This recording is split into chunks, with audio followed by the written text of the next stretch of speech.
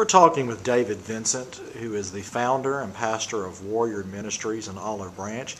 David, you have a very compelling story. If you will, share with the readers and viewers about your life beginning in 1997 up until today.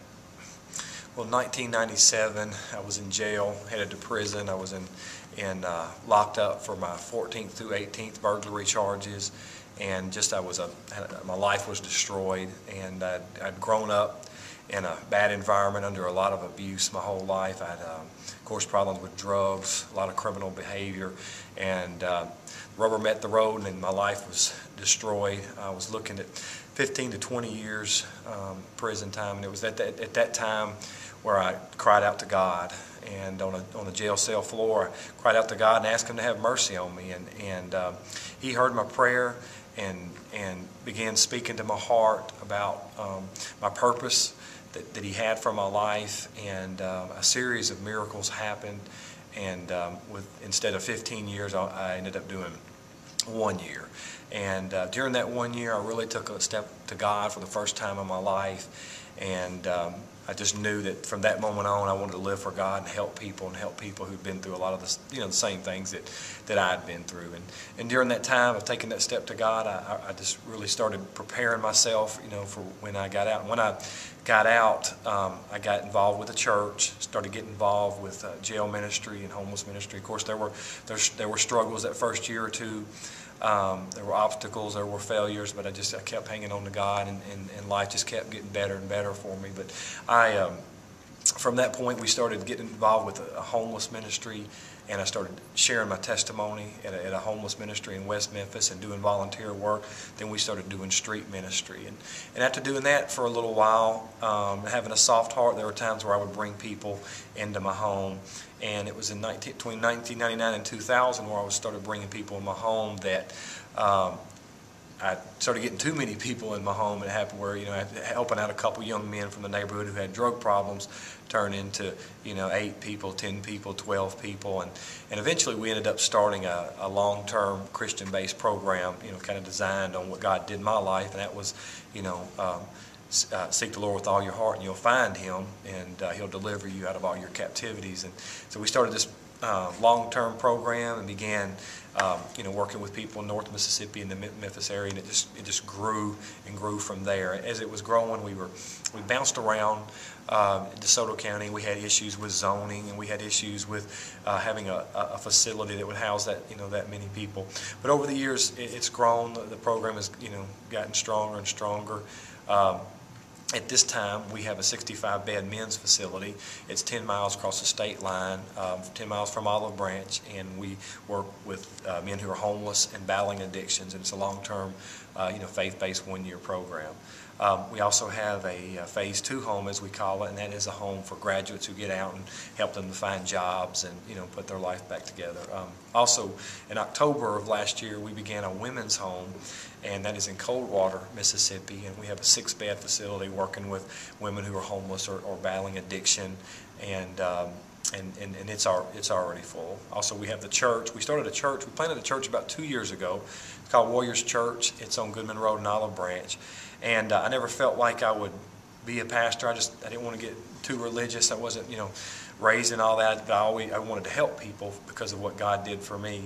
So I felt God wanted us to start the church, and I fought it. But when I just really knew that that's what God wanted me to do, I said, I would do it. But we wanted it to, be different. That's why, henceforth, the name's even real different for a church. But we planted the church, and I said, I'll do it, God, if we can just, aim at broken people, and so it's kind of like an outreach church where we minister to people in the jails, people battling addictions, a lot of the family members of the men and women in our program, and of course it's because of the need, and I think because there are a lot of people who maybe are hungry for God or hungry for change, but not so much interested in religion or religious traditions as they are sometimes. That we've had explosive growth and touching a lot of lives.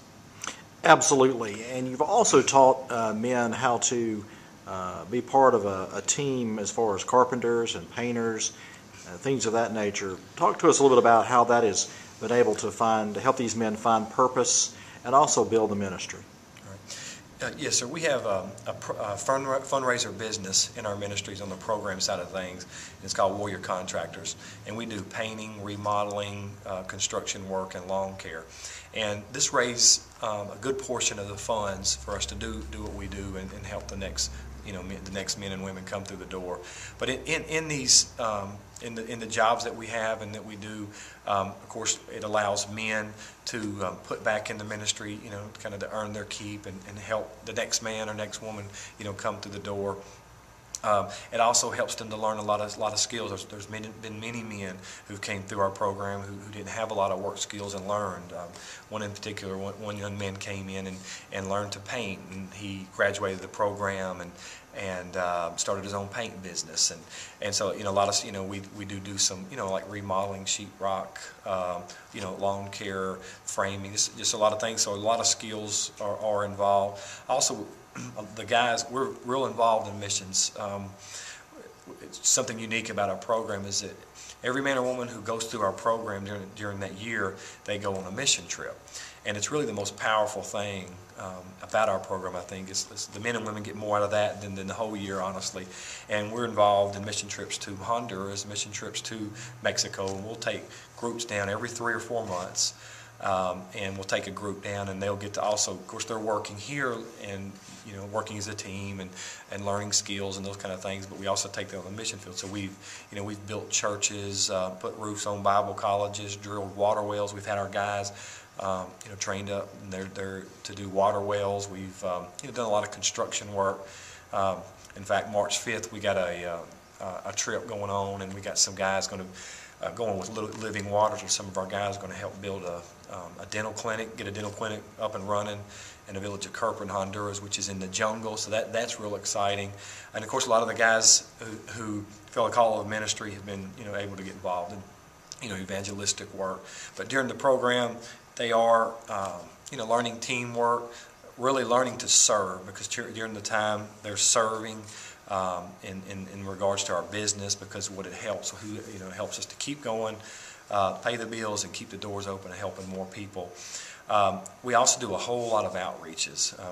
We do outreaches. We go out and feed the homeless every week. We do nursing home ministry once a month. We do a lot of repair type construction work for people. Like we'll go and go to elderly people's homes and who can't afford it. And like in 2 weeks we have one that we're doing in Coldwater, and we're going and we'll take a team for 10 to 15 people and just take the house by storm and remodel it, kind of like you see on the TV shows, and do it in 1 or 2 days and do a lot of work. And the guys are involved in that, and it just really makes them feel great. It helps a lot of times when you're in addiction and in bondage and you've been in and out of jail, you don't feel a lot of self-worth. But when you can turn around and give back, and you can go on a mission trip, you can serve on an outreach, you can feed the homeless or go to jail ministry, or you can even work, even help a ministry by painting or doing lawn care, it gives you a sense of worth, and it kind of stirs your hope, gives you hope back again, where you can say, you know what, I may have made mistakes. My life might not be in a good place right now, but there's still hope for me, because God can still use my life. Wonderful. Now, we've been having a conversation with David Vincent with Warrior Ministries. Thank you, sir. Thank you.